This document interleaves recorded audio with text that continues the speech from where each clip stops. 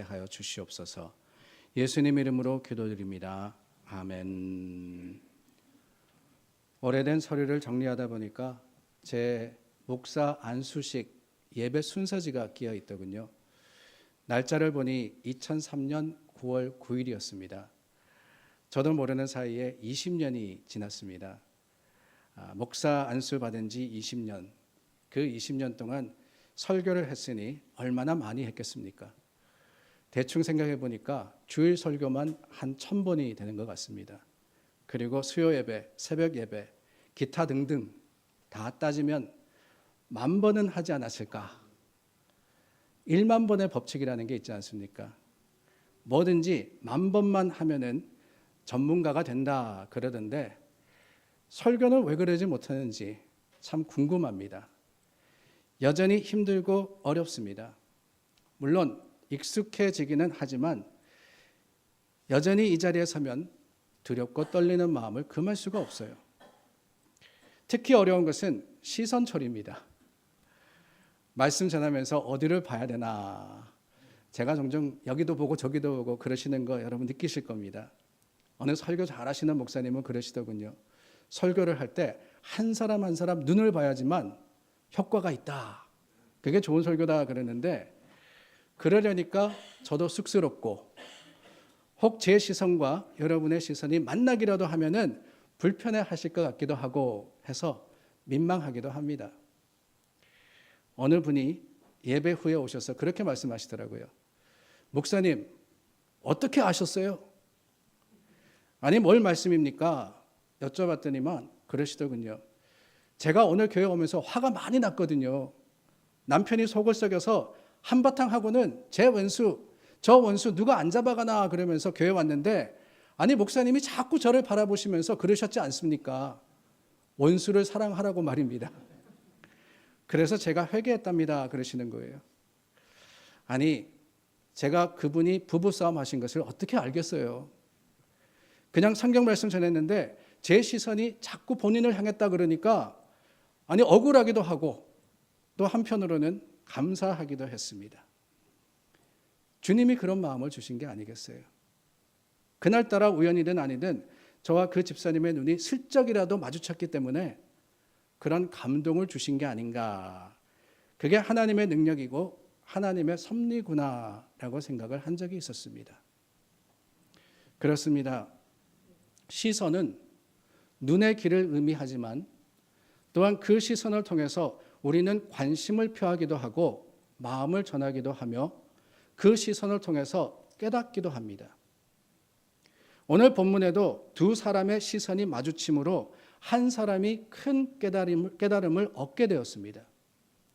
거기에 많은 시선들이 오갔지만 특별히 예수님과 베드로의 시선이 맞추어지는 순간 베드로는 자신의 모습을 돌아보게 되었고 예수님과 자신의 대화를 기억하게 되어서 회개하였습니다.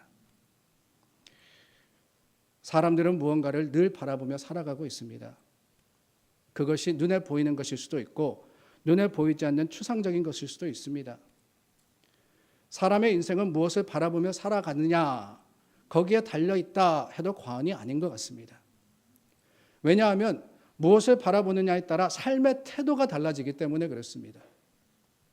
꿈을 가지고 꿈을 바라보며 그 꿈을 향해 살아가는 사람은 늘 준비하는 삶을 살게 되어 있습니다.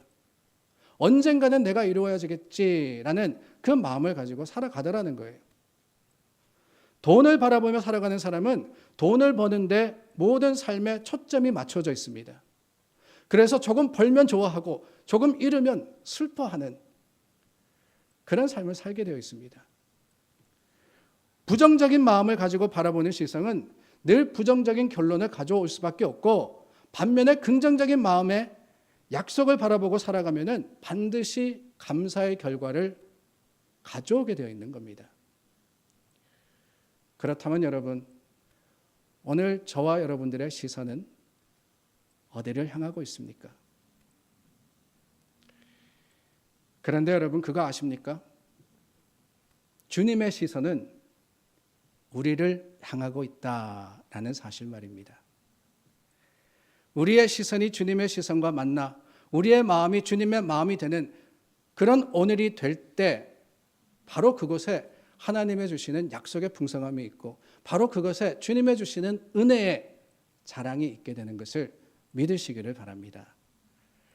오늘 말씀을 통해서 우리가 주님의 시선을 살펴보기를 원하는데요.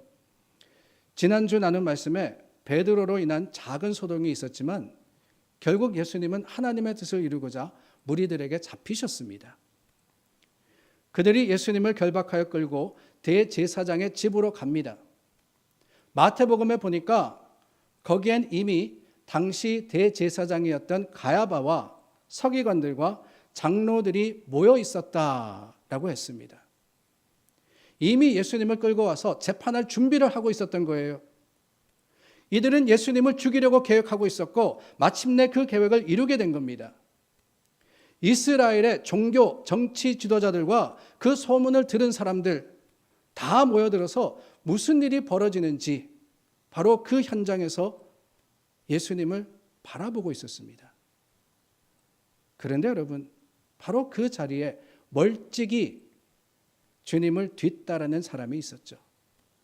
그게 바로 베드로였습니다. 마태복음은 제자들이 다 예수님을 버리고 도망했다라고 하는데 그 중에 단 하나, 베드로만은 예수님을 따라서 제사장의 집들까지 갔던 겁니다. 왜 그랬을까요? 왜 베드로만 그래도 예수님을 따라갔을까요? 저는 다름이 아니라 어쩌면은 예수님의 사랑과 자신의 다짐 때문이 아니었나라는 생각이 듭니다. 예수님의 사랑을 가장 많이 받은 제자가 바로 베드로 아닙니까? 사도들 중에 형제 안드레와 함께 가장 먼저 부름을 받았습니다. 예수님께서 직접 그의 이름을 베드로라, 즉 반석이라고 지어주셨죠. 원래의 이름은 시몬이었습니다.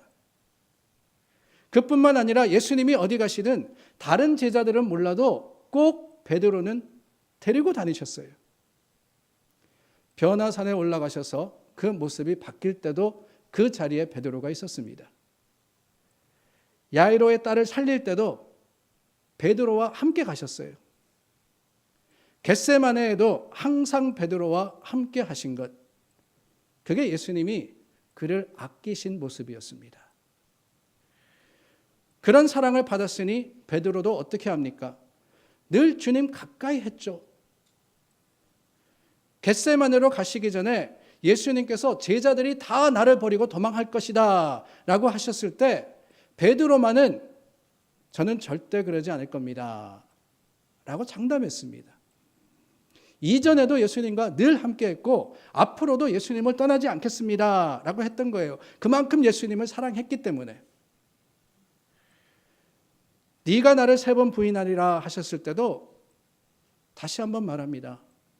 주와 함께 죽을지언정, 주와 함께 죽을지언정 절대로 주를 부인하지 않겠습니다. 강력하게 주장했습니다. 그러니 여러분, 베드로에게는 예수님을 그대로 두고 도망할 수 없는 이유가 있었던 거예요. 사랑을 받았고 또 자신이 그렇게도 당당하게 한 말이 있었으니까 말입니다. 그런데 문제가 뭐냐? 문제는 멀찍이입니다. 멀찍이. at a distance라고 했는데 여러분 궁금하지 않으십니까? 성경이 말씀하시는 이 멀찍이가 얼마쯤 될까? 한 10m쯤 떨어지는 게 멀찍일까? 아니면 50m? 100m? 잘은 모르겠지만 베드로는 아마 계산했을 겁니다. 너무 가까워서 사람들이 알아볼 정도는 아니고 그렇다고 너무 멀어서 예수님이 보이지 않을 정도는 아닌 적당한 거리, 어중간한 거리를 두고 따라가면 자신이 장담한 것에 대해서 부끄럽지 않을 수 있고 또 사람들에 인해서 위험하지도 않을 수 있겠다라고 생각을 하고는 그 적당한 거리를 두고 예수님을 따라간 거 아니겠어요? 먼과 가까움 사이, 그 어떤 거리, between far and near. 그 거리를 두고 따라간 겁니다. 그러나 여러분, 그게 문제였습니다. In between, 이것도 아니고 저것도 아닌 그런 신앙의 모습이 사실은 가장 위험합니다. 뭘 그렇게 열심히 신앙생활 하느냐? 적당히 하면 되지. 아니, 교회를 떠나지 않으면 되는 거 아니냐? 너무 열심히 하다가 상처받을 수 있으니 중간치만 해라. 일주일 내내 경건할 필요는 없잖냐? 주일 교회 가서 열심히 예배드리고 열심히 봉사하고 또 주중에는 열심히 세상 즐거움 누리고. 어느 분이 그런 말을 하셔서 웃은 적이 있습니다. 주일에는 교회 나가서 구세주를 열심히 섬기고 평일에는 세상에 나가서 백세주를 섬기면 된다고요. 웃으시는 분은 백세주가 뭔지 아시는 분들이세요. 적당한 게 문제입니다. 적당한 게. 주님이 라오디게아 교회를 책망하신 이유가 뭐냐? 내가 네 행위를 아노니 내가 차지도 아니하고 뜨겁지도 아니하도다. 내가 차든지 뜨겁든지 하기를 원하노라. 내가 이같이 미지근하여 뜨겁지도 아니하고 차지도 아니하니 내 입에서 너를 토하여 버리리라. 그렇습니다, 여러분. 어중간한 게 문제예요. 운동도 그렇습니다. 열심히 운동하시는 분들 건강합니다. 운동하면 힘들지 않냐 그러는데 정작 정기적으로 운동하시는 분은 운동 안 하면 힘들다 그러시더라고요. 열심히 꼬박꼬박 운동하시는 분이 제일 건강해요. 그런데 여러분, 그 다음으로 건강하신 분이 누구신지 아세요? 아예 운동 안 하시는 분이 건강하세요. 아예 몸 조심하셔가지고 잘 보살피시는 분이 건강합니다. 그럼 어떤 분이 제일 힘들어 하시느냐? 하다 말다 하는 게 제일 힘든 거예요. 생각나면 운동하러 가고 보통 때는 집에서 쉬고. 운동하러 가도 힘듭니다. 집에서 있어도 몸이 뻐적지근해요. 하다 말다 하는 게 제일 힘든 겁니다. 예수님을 따르려면 완전히 따라야 되는 겁니다. 믿음이 없어서가 아니라 믿음이 부족한 것이 문제가 될 수 있기 때문에. 12 제자들 중에 베드로만 예수님을 따라갔지만 멀찍이 따라간 것이 문제였다는 거예요. 계산적인 신앙, 어느 정도면 될까? 그 거리를 두고 믿는 신앙은 잘하기가 힘듭니다. 그래서 주님께서 말씀하지 않으셨습니까? 하나님을 가까이 하라고요. 하나님을 가까이 하라. 그리하면 너희를 가까이 하시리라 라고 하십니다. 하나님을 가까이 할 때 하나님이 친히 내 곁에 계셔서 도와주시는 거예요. 멀찍이 따라갔던 베드로가 예수님의 재판의 결과를 알기 위해서 초조하게 기다리고 있을 때 그를 바라보는 시선들이 있었습니다. 56절에 보니 주목하여 보고라는 말이 나오죠. 가까이 봤다는 겁니다. 58절에도 보고라고 했습니다. 59절 말씀엔 본다라는 표현은 없지만 한 사람이 베드로를 살펴보고 있었다고 짐작됩니다. 이 세 시선을 받은 베드로가 3번 예수님을 모른다고 부인했다라는 것을 우리는 본문을 통해서 봅니다. 예수님 말씀하신 그대로예요. 베드로야, 내가 네게 말하노니 오늘 닭 울기 전에 내가 3번 나를 모른다고 부인하리라. 말씀대로 이루어졌습니다. 그런데 여러분, 물론 예수님이 그렇게 되리라고 하셨기 때문에 말씀대로 된 것이지만 그렇게 받게 될 수 없었던 또 다른 이유가 있었습니다. 그게 뭐냐? 예수님과 멀찍이 떨어져 있던 베드로가 있던 곳이 그 이유였습니다. 누가복음은 3 사람이 베드로를 알아봤다라고 했는데 어떻게 알아볼 수 있었느냐? 다른 게 아니에요. 어렵지 않습니다. 베드로가 그 사람들 중에 있었기 때문에 그런 거예요. 그 사람들과 함께 했기 때문에 사람들이 알아본 것 아니겠습니까? 사람들이 뜰 가운데 불을 피우고 함께 앉았는지라. 베드로도 그 가운데 앉았더니. 사람들 가운데 앉았기 때문에 실패한 겁니다. 사람은 누구와 함께 어울리느냐에 따라서 인생의 갈림길이 결정되는 거예요. 우리의 믿음이 자라지 못하는 이유 중 하나가 있다면 세상에 무절제하고 불신앙적인 사람들과 어울리기 때문입니다. 우리가 향락의 자리, 그 유혹의 자리에 함께 어울리다 보면은 신앙이 약해질 수밖에 없어요. 결국 타협하게 됩니다. 그럼으로써 하나님을 떠나게 되어 있습니다. 세속적인 모임에 함께 어울리다 보면은 나도 세속적으로 될 수밖에 없는 겁니다. 베드로는 여전히 도망가지는 않았지만 예수를 잡은 사람들, 그 정죄하는 무리들과 함께 있었기 때문에 위기를 맞이한 거 아니겠습니까? 그들 가운데. 그게 아니라 주님과 함께 있었더라면 어땠을까요? 주님께 딱 붙어서 그 심판의 자리까지 함께 갔더라면 아마 예수님과 함께 죽었을 겁니다. 그런데 여러분, 그게 실패일까요? 예수님과 함께 죽는다는 것, 예수님을 부인하는 것보다 못한 겁니까? 예수님을 따른다는 것, 그렇습니다. 십자가를 지는 거예요. 나도 주님의 십자가와 함께 그 십자가에 달려서 죽는 겁니다. 그러나 여러분, 그게 실패가 아니에요. 적당히 세상과 어울려서 멀찍이 주님을 따르는 게 실패이지, 주님과 함께 감으로써 주님과 함께 죽으면 주님과 함께 부활하는 거예요. 다시 사는 겁니다. 베드로가 세 번째 예수님을 부인했을 때 예수님의 말씀대로 달기 울었습니다. 이때 다른 복음서와는 다르게 누가복음은 한 가지 사건을 기록하는데 바로 61절입니다. 주께서 돌이켜 베드로를 보시니. 예수님이 멀찍이 사람들 사이에 선 베드로를 보셨고 그 순간 베드로의 시선이 예수님의 시선과 맞부딪혔습니다. 참 고약한 순간입니다. 예수님도 왜 그러신지 하필 그 순간 베드로를 바라보십니까? 민망하게 말입니다. 아니, 거기서 차라리 호통이라도 치시면 나았을 텐데 그것도 아닙니다. 그냥 물끄러미 쳐다보셨습니다. 베드로를 바라본 주님의 시선,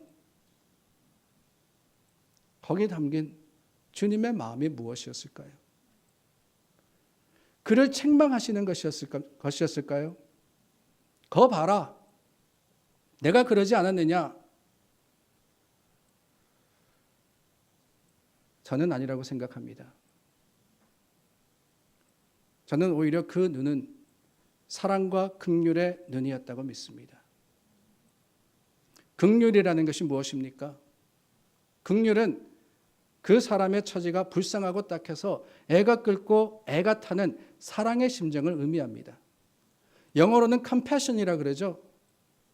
이 compassion이라는 단어는 함께 하다라는 come이라는 단어와 passion, 그러니까 고통이라는 두 단어가 합하여서 어려움과 아픔을 함께하며 나눈다는 의미를 가지고 있습니다. 하나님께서 나는 죄를 미워한다라고만 하신다면 우리 중에 누가 감히 하나님 앞에 나올 수 있겠어요? 그런 눈으로 우리를 바라보신다면 저나 여러분이나 어느 누구도 감히 주님 앞에 설 수 없습니다. 한 주라는 짧은 시간을 보내면서도 미움과 시기, 질투와 정욕과 욕심으로서 살아온 우리들, 혹시 누구라도 내 마음을 알까 봐 숨기기 급급했던 내 자신의 모습을 내가 너무나도 잘 알고 있지 않습니까? 그런 나를 주님이 정죄의 눈으로 바라보신다면 우리는 이 자리에 감히 서 있을 수가 없다는 거예요. 그런데 여러분, 주님은 나는 죄를 미워한다라고 하시지만은 또한 나는 죄인을 사랑한다라고 하시며 우리를 바라보십니다. 그 사랑을 독생자 예수님을 통해서 보여주셨고 그 십자가의 은혜로 말미암아서 우리에게 그 사랑이 전해지지 않았습니까? 오늘 우리는 바로 그 사랑을 바라보는 거예요.